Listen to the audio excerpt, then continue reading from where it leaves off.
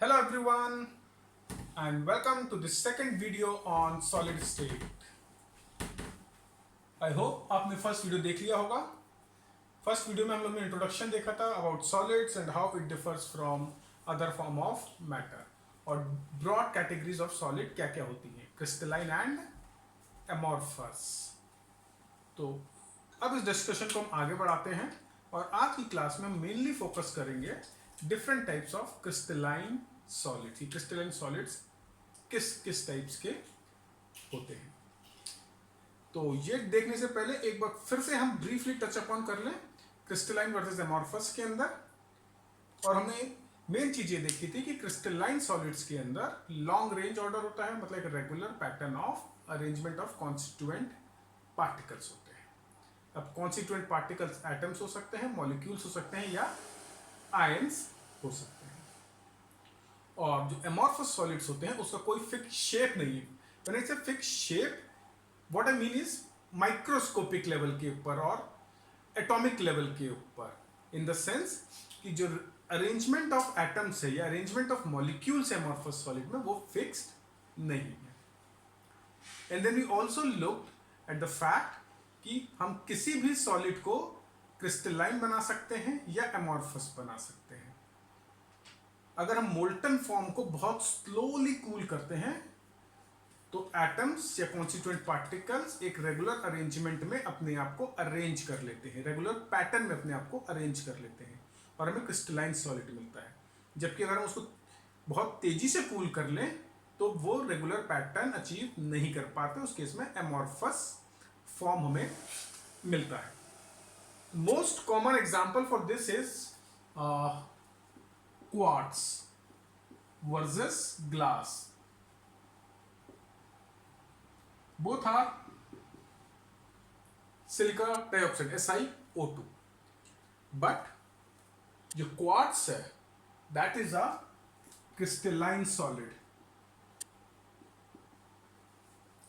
whereas glass is amorphous. ठीक है. अब क्वार्ट्ज क्या होता है? क्वार्ट्ज के अंदर जो कूलिंग होती है, नेचुरली जो कूलिंग होती है, that takes place over 100 of years. तो ये एक क्रिस्टलाइन स्ट्रक्चर फॉर्म करता है, whereas ग्लास रैपिड कूलिंग के कारण हमें मिलता है. सो इट्स अ एमॉर्फस स्ट्रक्चर. दोनों के अंदर सिलिकॉन और ऑक्सीजन टेट्राहेड्रल स्ट्रक्चर के अंदर अरेंज्ड रहते हैं. इसमें लॉन्ग रेंज ऑर्डर रहता है, इसमें ऑर्डर नहीं रहता, काफी रैंडमनेस रहती है, राइट. सो क्योंकि ये स्लोली कूल्ड हो, ये क्रिस्टलाइन क्वार्ट्ज क्रिस्टलाइन फॉर्म में रहता है, और ग्लास क्योंकि रैपिड कूलिंग होती है तो ये आपका एमॉर्फस फॉर्म में रहता है. तो ये मेन डिफरेंस है बिटवीन. तो ये मेन पॉइंट्स थे हमारे क्रिस्टलाइन और एमॉर्फस सॉलिड के बीच में, और हम कैसे किसी लिक्विड या मोल्टन फॉर्म को क्रिस्टलाइन या एमॉर्फस फॉर्म में कन्वर्ट कर सकते हैं, राइट. एक्चुअली जो अमॉर्फस सॉलिड होते हैं उसको कई बार हम सीडो सॉलिड भी बोलते हैं. सीडो सॉलिड, सीडो का मतलब होता है फॉल्स, यानी ये एक्चुअली सॉलिड नहीं है, ये फॉल्स सॉलिड है, यानी सॉलिड की अपीयरेंस दे रहा है बट इन रियलिटी सॉलिड नहीं है. तो मेन रीजन क्या है इसको सीडो सॉलिड कहने का?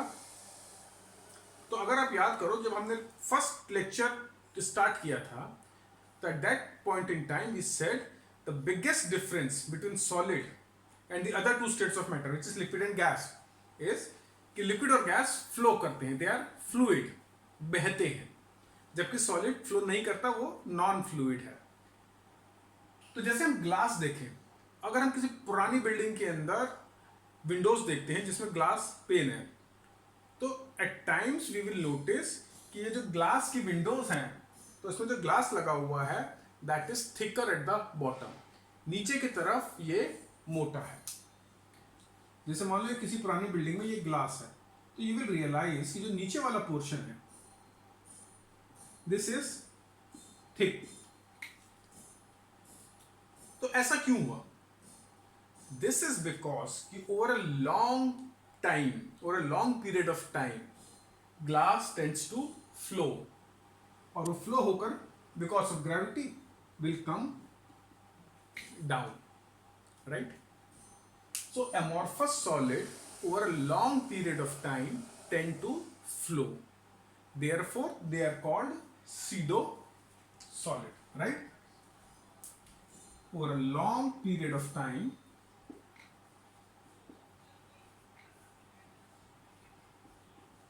amorphous solids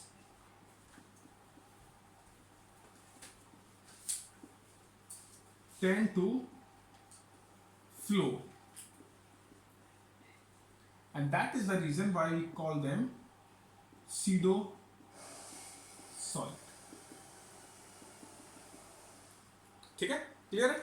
तो कोई आपसे पूछता है amorphous solid को हम pseudo solid क्यों बोलते हैं, या super cooled liquid. Another word which is often used is super cooled liquid.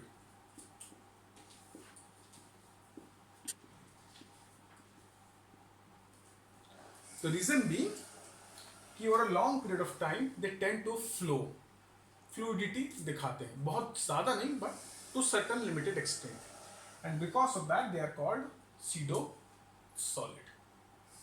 या सेम क्वेश्चन को कोई आपसे इस तरीके से पूछे, why do glasses in windows in old building are thicker at the bottom? तो आपको आंसर क्या है? Simple, glass is an amorphous solid, and amorphous solid over a long period of time tend to flow, and therefore windows या glass windows of old building seem to be thicker at the bottom. Okay, तो इस चीज को note कर लो, and with this we complete our discussion as far as crystalline versus amorphous solids are concerned. Okay, now let's move on to different types of crystalline solid. तो आप ये note करो, तब तक मैं इसको रख करता हूं.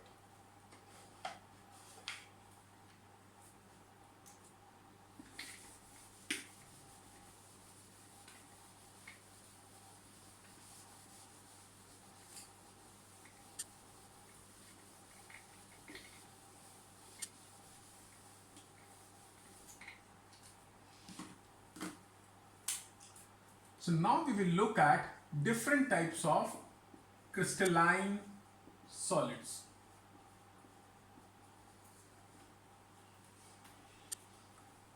Well, you must also be wondering कि अभी तक तो हमको लगता था कि सॉलिड एक ही टाइप का होता है, पर अब हमने देखा कि भाई सॉलिड के दो ब्रॉड कैटेगरीज होती हैं, और उस ब्रॉड कैटेगरीज में भी एक पर्टिकुलर टाइप ऑफ सॉलिड चार डिफरेंट टाइप्स का होता है. तो थिंग थोड़ी कॉम्प्लिकेटेड लगती है, but it's not, it's pretty easy. ध्यान से सुनोगे तो everything will be very very clear. तो crystalline solids, it can be classified into 4 different categories.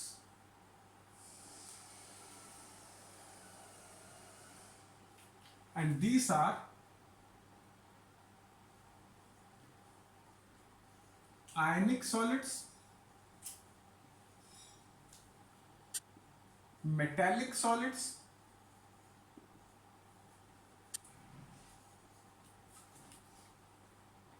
molecular solids,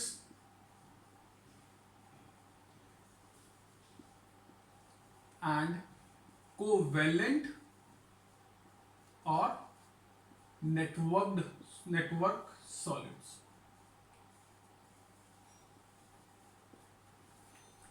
तो ये चार ब्रॉड कैटेगरीज हैं जिसके अंदर हम क्रिस्टलाइन सॉलिड्स को डिवाइड कर सकते हैं. आयनिक solid, metallic solid, molecular solids या कोवेलेंट और नेटवर्क सॉलिड्स. अब what is the basis of classification? किस बेसिस पर हम सॉलिड्स को क्लासिफाई करते हैं चार डिफरेंट कैटेगरीज में? तो ब्रॉडली दो मेन इंपॉर्टेंट पैरामीटर्स हैं. पहला पैरामीटर है आपका what is the constituent particle, and second force of attraction.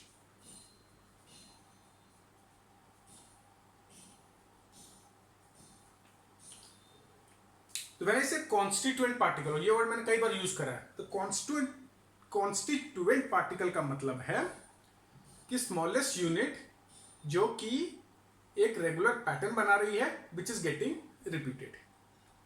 ठीक है, तो अब कॉन्स्टिट्यूएंट पार्टिकल्स क्या हो सकते हैं? तो as the name suggest, ionic solids के अंदर कॉन्स्टिट्यूएंट पार्टिकल्स हैं आपके आयंस। मेटेलिक सॉलिड के अंदर भी आयंस हैं, और rather I will say these are positively charged ion, cations केवल,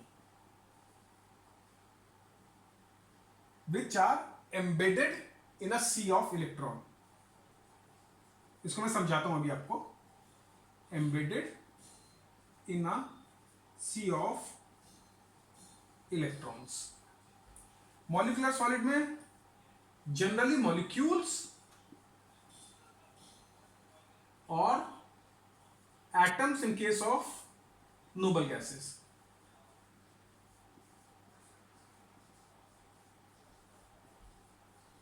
And here the constituent particles are atoms। ठीक है, तो आयनिक सॉलिड की जब हम बात करते हैं तो कॉन्स्टिट्यूएंट पार्टिकल्स हमारे आयंस हैं। मेटेलिक सॉलिड की बात करते हैं तो कॉन्स्टिट्यूएंट पार्टिकल्स हमारे कैटायंस हैं, embedded in a sea of electron. इसका क्या मतलब हुआ? तो अर्लियर क्लासेस में हम लोगों ने पढ़ा हुआ है कि ionization enthalpy of metals is very low, मतलब मेटल्स को इजीली आयनाइज कर सकते हैं, मेटल्स इजीली इलेक्ट्रॉन लूज करते हैं, राइट। तो अगर मेटल्स इजीली इलेक्ट्रॉन लूज करते हैं तो टिपिकली जो वैलेंस इलेक्ट्रॉन्स रहते हैं मेटल्स के अंदर, they are not attached to a particular atom, बल्कि वो फ्री इलेक्ट्रॉन्स रहते हैं, डीलोकलाइज्ड इलेक्ट्रॉन रहते हैं। क्या होता है, क्योंकि आयनाइजेशन एंथैल्पी कम होती है तो these valence electrons come out of their shell, मतलब they are relatively free to move around. वो किसी एक पर्टिकुलर एटम से लिंक्ड नहीं रहते, they are not attracted by a single atom, but they keep on moving throughout the metal. So it is at the same time under the influence of many atoms, therefore we say it is, or these electrons are delocalized electron। local का क्या मतलब होता है? specific to a particular place। तो अगर कोई electron localised है, इसका मतलब है it is directly under the influence of one single atom. जब मैं डीलोकलाइज्ड बोल रहा हूं तो मैं बोल रहा हूं कि वो इलेक्ट्रॉन एक एटम के इन्फ्लुएंस के अंदर नहीं है, बट मल्टीपल एटम्स के इन्फ्लुएंस के अंदर है। और ऐसा क्यों होता है? क्योंकि उसकी आयनाइजेशन एंथैल्पी कम है, तो it is able to come out of the influence of attractive force of a particular nucleus, और फ्री रहता है टू मूव अराउंड। तो कभी एटम ए के अंदर अट्रैक्ट कर रहा होगा उसको, कभी एटम बी अट्रैक्ट कर रहा होगा, कभी दोनों तीनों मिलकर अट्रैक्ट कर रहे होंगे। तो that is what delocalized electrons are. तो जो ओवरऑल स्ट्रक्चर ऐसा लगता है कि जैसे मानो एक सी है इलेक्ट्रॉन का, राइट, एक सी है इलेक्ट्रॉन का, जिसके अंदर ये positively charge metallic ions embedded है, राइट। क्योंकि अगर आपका वैलेंस इलेक्ट्रॉन एटम छोड़कर बाहर निकल गया है तो आपके पास क्या बचा? एक पॉजिटिवली चार्ज आयन बचा, cation. So those cations embedded in a sea of electron, right. Overall structure neutral है, क्योंकि जितने इलेक्ट्रॉन गए हैं, जितने नेगेटिव चार्ज पर्टिकुलर एटम से निकला है, उतने ही पॉजिटिव चार्ज उसके पास है, मतलब net net there is no charge in the metal per se, but electrons delocalised हैं, वो सी ऑफ इलेक्ट्रॉन फॉर्म कर लेते हैं, जिसके अंदर ये पॉजिटिवली चार्ज कैटायंस एम्बेडेड रहते हैं। ओके, तो क्लियर है ये वाला। मॉलिक्यूलर सॉलिड, तो इसके अंदर टिपिकली मॉलिक्यूल्स रहते हैं आपके constituent particles, specially in case of compounds और नॉन पोलर मॉलिक्यूल्स। बट जब हम नोबल गैसेस की बात करते हैं, हीलियम, नियॉन, आर्गॉन एटसेट्रा, तो उस केस के अंदर atoms are the constituent particles. And in covalent और network solid, it's the atoms which are the constituent particles. तो ये बात हो गई कॉन्स्टिट्यूएंट पार्टिकल्स की। अब नेक्स्ट देखते हैं फोर्स ऑफ अट्रैक्शन। तो अगर आयनिक सॉलिड के अंदर आयंस है आपके कॉन्स्टिट्यूएंट पार्टिकल्स, यानी पॉजिटिवली चार्ज आयन भी है, नेगेटिवली चार्ज आयन भी है, कैटायंस भी और एनायंस भी हैं। तो अगर चार्ज पार्टिकल होंगे तो उनके बीच में फोर्स ऑफ अट्रैक्शन कौन सा होगा? Right, electrostatic force of attraction.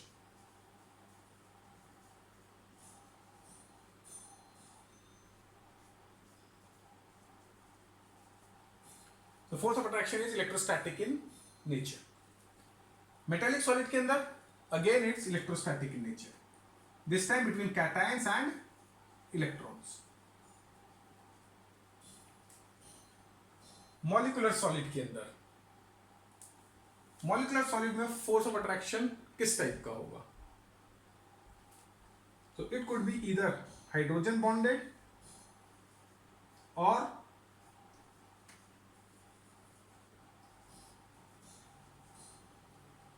van der Waals force of attraction or polar interaction between molecule। कि जब हम मॉलिक्यूलर सॉलिड्स की बात करते हैं तो molecular solid itself can be divided into 3 broad categories. मैं यहां लिख देता हूं, polar molecular solid, non polar molecular solid या हाइड्रोजन बॉन्डेड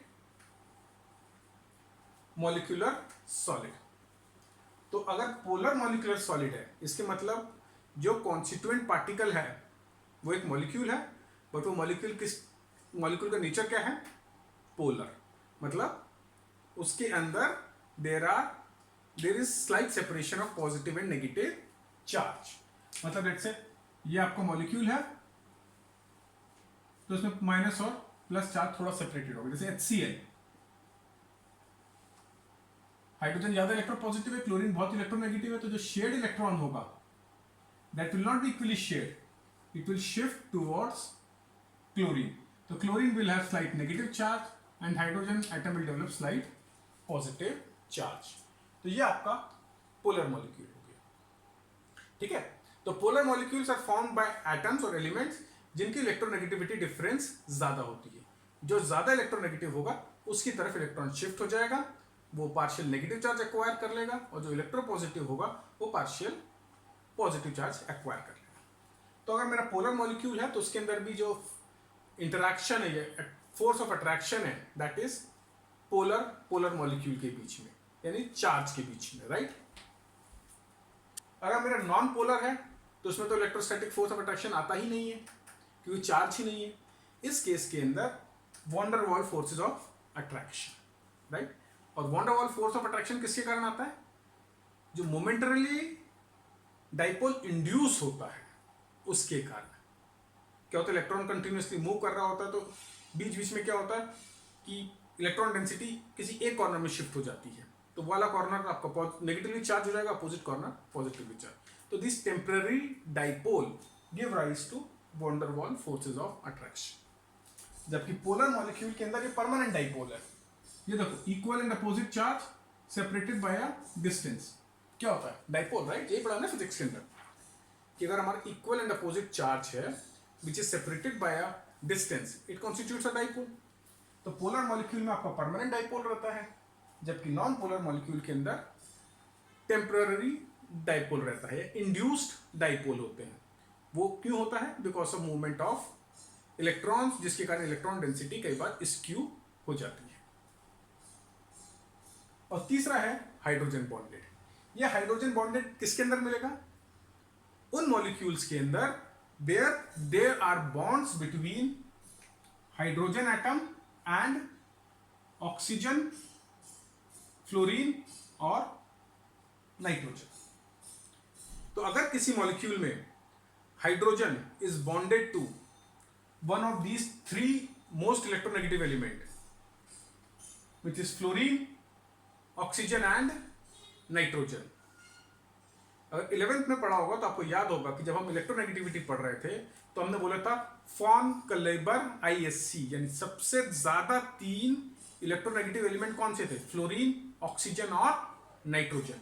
तो अगर इन 3 इलेक्ट्रोनेगेटिव एलिमेंट के साथ हाइड्रोजन ने बॉन्ड फॉर्म कर रखा है तो it will give rise to hydrogen bonds, जिसके अंदर एक मॉलिक्यूल का हाइड्रोजन दूसरे मॉलिक्यूल के ऑक्सीजन, फ्लोरीन और नाइट्रोजन के साथ बॉन्डेड रहेगा।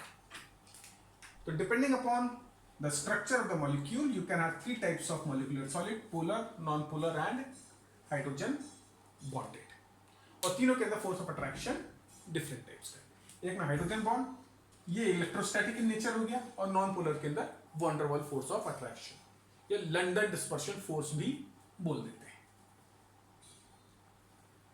और तीसरा है कोवेलेंट और नेटवर्क सॉलिड। तो इसके अंदर एटम्स आर कोवेलेंटली बॉन्डेड, ठीक है, atoms are covalently bonded to form a huge network like structure, जैसे डायमंड, ग्रेफाइट, ये सब क्या है, कोवेलेंट या नेटवर्क सॉलिड्स के एग्जांपल है। तो इसके अंदर जो आपका फोर्स ऑफ अट्रैक्शन है that is due to covalent bonds,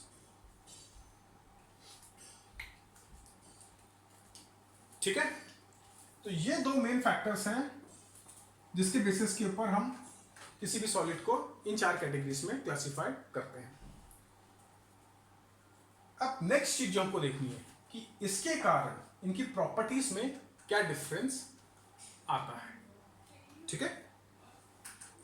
तो इसको नोट डाउन कर लो और इस पार्ट को थोड़ा डिफरेंट तरीके से लिख देता हूं।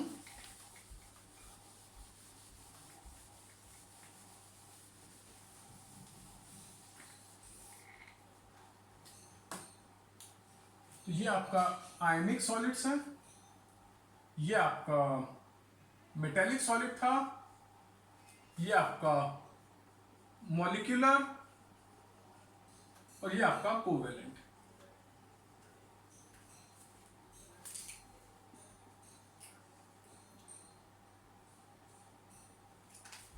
तो ये फर्स्ट पॉइंट हो गया, ये सेकंड पॉइंट हो गया। Third point which is melting point. Now ionic solids के बीच में फोर्स ऑफ अट्रैक्शन कौन सा है, इलेक्ट्रोस्टैटिक फोर्स ऑफ अट्रैक्शन। तो ये force of attraction is very strong, so as a result of which it will take lot of heat to break these bonds, ठीक है। क्योंकि आयनिक सॉलिड्स में जो फोर्स ऑफ अट्रैक्शन है that is electrostatic in nature which is strong force, therefore melting point is high. Similarly for metallic solid it is high but generally lower than ionic.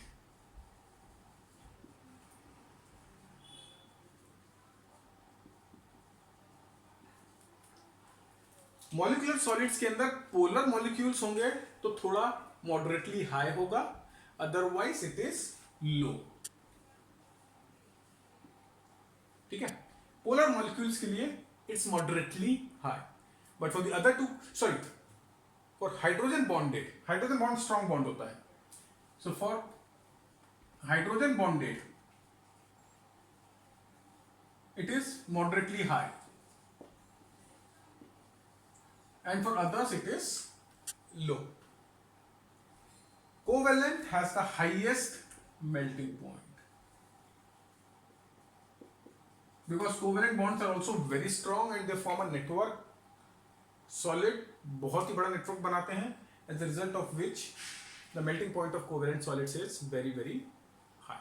तो highest melting point होता है आपका covalent solid का, followed by ionic, followed by metallic and then molecular solid. Next, hardness.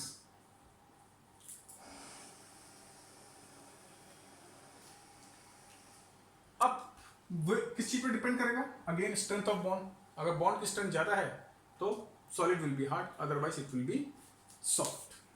तो again hard, hard, soft, again exception होगा hydrogen bonded, very hard.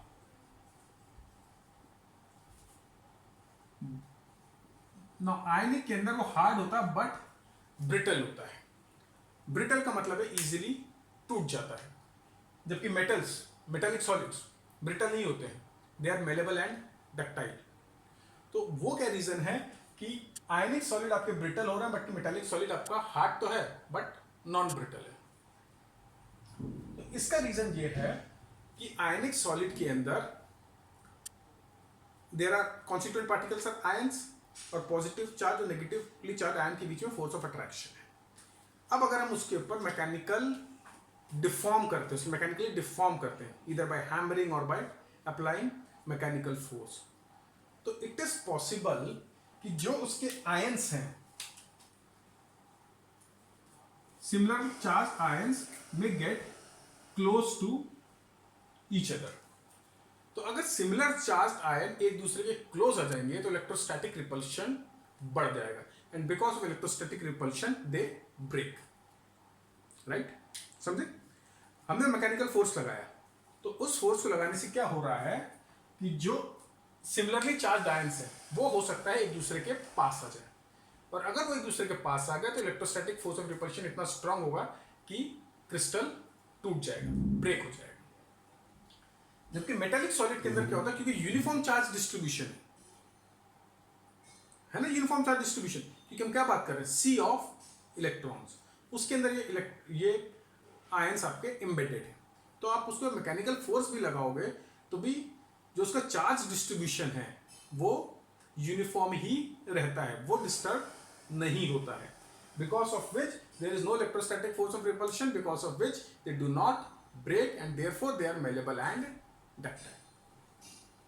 ठीक है, तो अगर कोई पूछता है मेटेलिक सॉलिड मेलेबल और डक्टाइल क्यों होते हैं, because of uniform charge distribution, whereas ionic solids are brittle because on mechanical force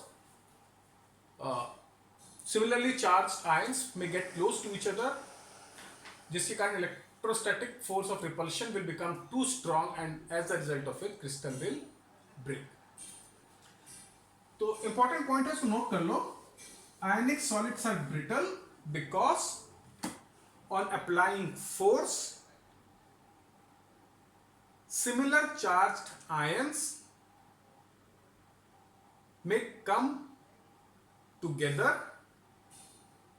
and this will lead to significant force of repulsion causing crystal to break. Okay, ठीक है। Next property conductivity. Let's say electrical conductivity.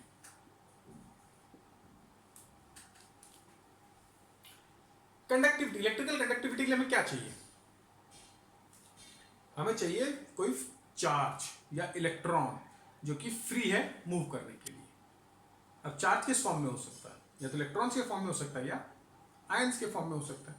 आपने अभी और भी पहली classes में भी पढ़ा होगा, 12th में भी पढ़ोगे कि there are ionic conductor, there are metallic conductor. Metallic conductor में conductivity is because of electrons और आयनिक कंडक्टर्स में it is because of ions. तो ये आयनिक सॉलिड है, इसके कॉन्स्टिट्यूएंट पार्टिकल्स क्या है? Ions, right. तो अगर ये आयंस मूव करेंगे तो conduct it will act as a conductor. पर क्या सॉलिड स्टेट में वो आयंस मूव कर पाएंगे? बिल्कुल नहीं कर पाएंगे, क्योंकि आयंस के बीच में फोर्स ऑफ अट्रैक्शन बहुत ज्यादा स्ट्रांग है। बट जब हम उसको मोल्टन फॉर्म में लेते हैं या एक्वस सॉल्यूशन में लेते हैं, in that case ions are free to move. So ionic solids are conductor in molten form or aqueous solution, right? जब आयंस मूव होंगे तभी कंडक्टिविटी होगी ना। तो अगर कोई पूछता है why ionic solids do not conduct electricity, तो आपको बोला ionic solids do not conduct electricity because in solid form they are not, the ions are not free to move. कई बार क्वेश्चन में अकेले लिख देते हैं ionic solids are not good conductor of electricity, क्योंकि उसने सॉलिड लिख दिया है तो इसका मतलब हम सॉलिड फॉर्म ले रहे हैं। But ionic solids are good conductor in molten state और एक्वस सॉल्यूशन और in solution because ions are free to move. Important है, याद रखना। Ionic solids conduct only in molten form or aqueous solution because in solid form ions are not free to move. Where is the metallic solid? It has free electrons. तो solid state में हो कि liquid state में क्या फर्क पड़ता है? Electrons are always free, so it's a good conductor in all states, even in solid state. Molecular solids कोई है ही नहीं कुछ फ्री चार्ज मूव करने के लिए, so insulator. And similarly covalent solid are also insulator. ठीक है, तो ये इंपॉर्टेंट प्रॉपर्टीज थी डिफरेंट काइंड्स ऑफ सॉलिड्स की। We have studied 5 different properties. सबसे पहले constituent particles and force of attraction, then we look at melting point, hardness and conductivity. जो conductivity है that can be explain on the basis of constituent particles itself. इसमें ions हैं, यहाँ पर सी of electrons है जो कि फ्री है, चार्ज मूव करेगा तो कंडक्टिविटी होगी। इसमें मॉलिक्यूल्स है, इसमें एटम्स हैं, दोनों न्यूट्रल हैं तो कंडक्टिविटी नहीं है, इसलिए इंसुलेटर। बाकी properties you can explain in terms of force of attraction.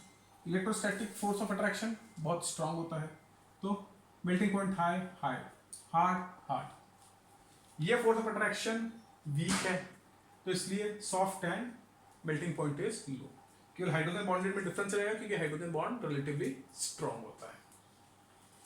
Covalent bond बहुत स्ट्रांग होता है इसलिए highest melting point and very hard. Clear है?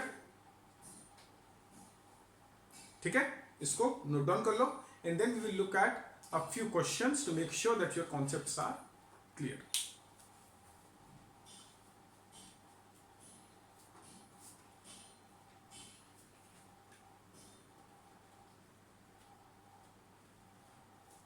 Okay, let me rub this.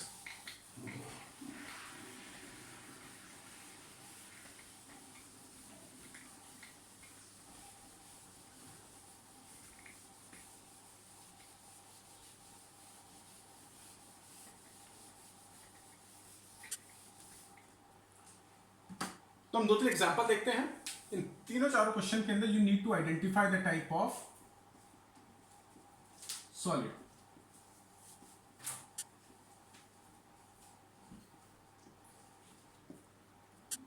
पहला केस, सॉलिड इज हार्ड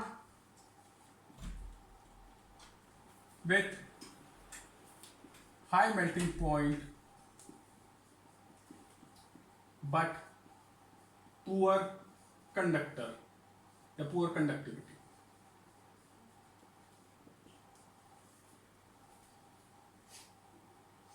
तो किस टाइप का सॉलिड है ये? देखो हार्ड, तो हार्ड है तो मतलब मॉलिक्यूलर सॉलिड नहीं हो सकता। पुअर कंडक्टर, पुअर कंडक्टर ही मेंशन कर रखा है, और तो मेटेलिक सॉलिड नहीं हो सकता। Ionic are good conductor in aqueous solution in molten form, क्योंकि कुछ भी क्वालिफिकेशन नहीं है तो अज्यूम करेंगे हर स्टेट के अंदर पुअर कंडक्टर है, and therefore this can only be covalent solid. Okay, next,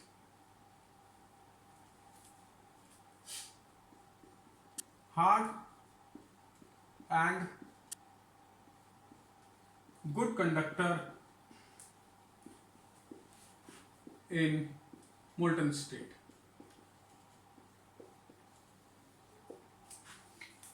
अगर गुड कंडक्टर दिया हुआ है, it can not be covalent solid, it can not be molecular solid, it can only be either ionic और metallic.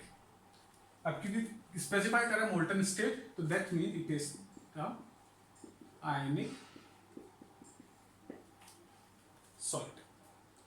तो इस तरीके से कई बार एग्जाम में क्वेश्चन आते हैं कि जहां पर आपको सॉलिड की प्रॉपर्टीज दी हुई होगी और आपको गेस करना होगा ये किस टाइप का सॉलिड है, राइट? तो अगर आपकी प्रॉपर्टीज आपने क्लियरली पढ़ी हुई है, आपको कॉन्सेप्ट क्लियर है, तो you will be easily able to guess the type of solid. Okay, ठीक है। अब finally let's look at some examples of these 4 kind of solids and then we will conclude this lecture। तो अगर मैं आयनिक solid की बात करता हूं, तो अगर आपको कोई भी आयनिक कंपाउंड दिया हुआ है तो आप आंख बंद करके बोल सकते हो कि इसका टाइप आयनिक सॉलिड है। जैसे NaCl, ZnS, MgCl2, right, Na2SO4, ये सारे के सारे किस टाइप के सॉलिड्स हैं? आयनिक सॉलिड, क्योंकि ये सब इलेक्ट्रोलाइट्स हैं, राइट, आयनिक कंपाउंड्स हैं। तो आयनिक कंपाउंड्स हैं तो सॉलिड फॉर्म में आयनिक सॉलिड होंगे। मेटालिक सॉलिड्स, ये सबसे सिंपल है गेस करना, all metals and alloys.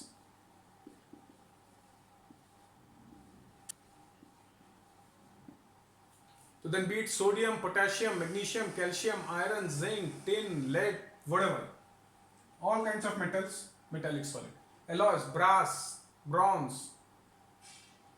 metallic solid. अब सबसे ज्यादा कंफ्यूजन किस चीज में रहता है? मॉलिक्यूलर एंड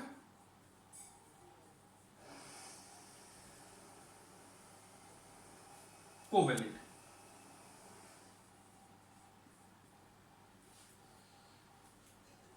तो मॉलिक्यूलर के अंदर एक तो all noble gases, argon, krypton, neon, helium, xenon, ये सब आपके मॉलिक्यूलर सॉलिड है। Non polar molecules like hydrogen, oxygen, nitrogen, सब नॉन पोलर मॉलिक्यूल्स हैं। These are also molecular solid. दोनों का टाइप क्या है? Non polar. उसके बाद आपके पोलर मॉलिक्यूल्स आ जाते हैं, जैसे वाटर, राइट, तो वाटर आइस फॉर्म के अंदर, या HCl।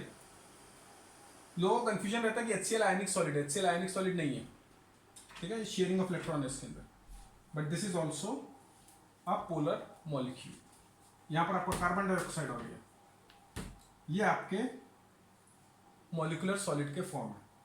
Hydrogen bonded, most common example ammonia,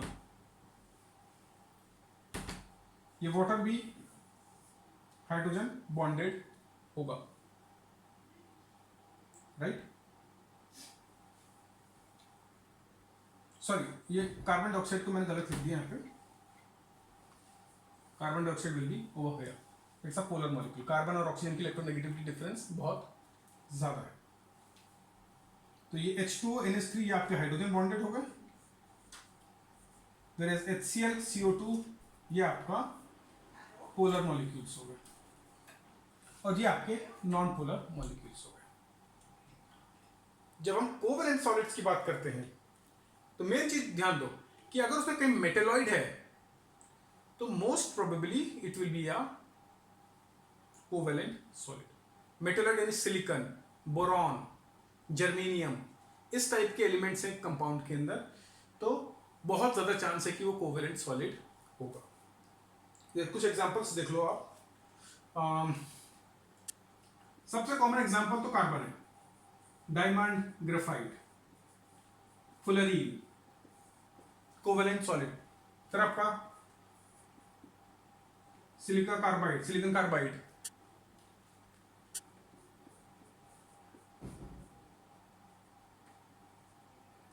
aluminium nitride, ये सब आपके कोवेलेंट सॉलिड है, राइट। SiO2, क्वार्ट्ज,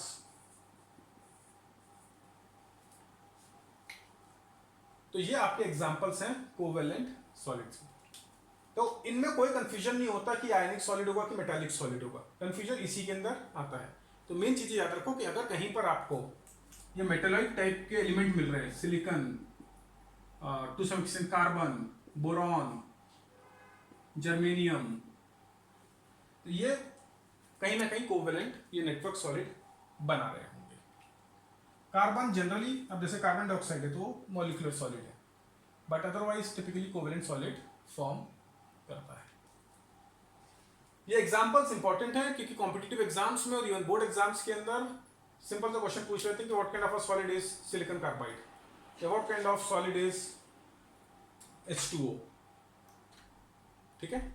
तो आपको पता होना चाहिए कि किस टाइप के सॉलिड है। ये some examples are there which I have given you which are most commonly asked, तो इनको आप याद रखो। और मॉलिक्यूलर सॉलिड में ये याद रखना भी इंपॉर्टेंट है कि नेचर क्या होगा, पोलर होगा, नॉन पोलर होगा कि हाइड्रोजन बॉन्डेड होगा। हाइड्रोजन बॉन्डेड याद रखना बहुत ईजी है, hydrogen bonding with nitrogen, oxygen and fluorine, ठीक है। Polar molecule, non polar molecule मतलब देखो इसके अंदर दोनों एटम सेम है, तो ये मॉलिक्यूल कैसा होगा, नॉन पोलर। और इसके अंदर एटम्स दोनों डिफरेंट है, हाइड्रोजन क्लोरीन, दोनों की इलेक्ट्रोनेगेटिविटी में बहुत डिफरेंस है, तो पोलर मॉलिक्यूल, राइट। और noble gases again non polar. So these are certain things which you should keep in mind. So we will do some more examples in future classes, and I will also post it in the app for you to attempt these questions. So I hope this part of solid state is clear to you. काफ़ी logical है, अगर आप logically सोचोगे, step by step चलोगे, तो it is very easy to understand कि 4 different types of solid क्या हैं, उनमें डिफरेंसेस क्या हैं, उनकी फिजिकल प्रॉपर्टीज किस तरीके से वेरी करेंगे। So I hope you enjoyed this lecture and we will be back soon with a new lecture और the next lecture of solid state. So till then, goodbye and have a nice time.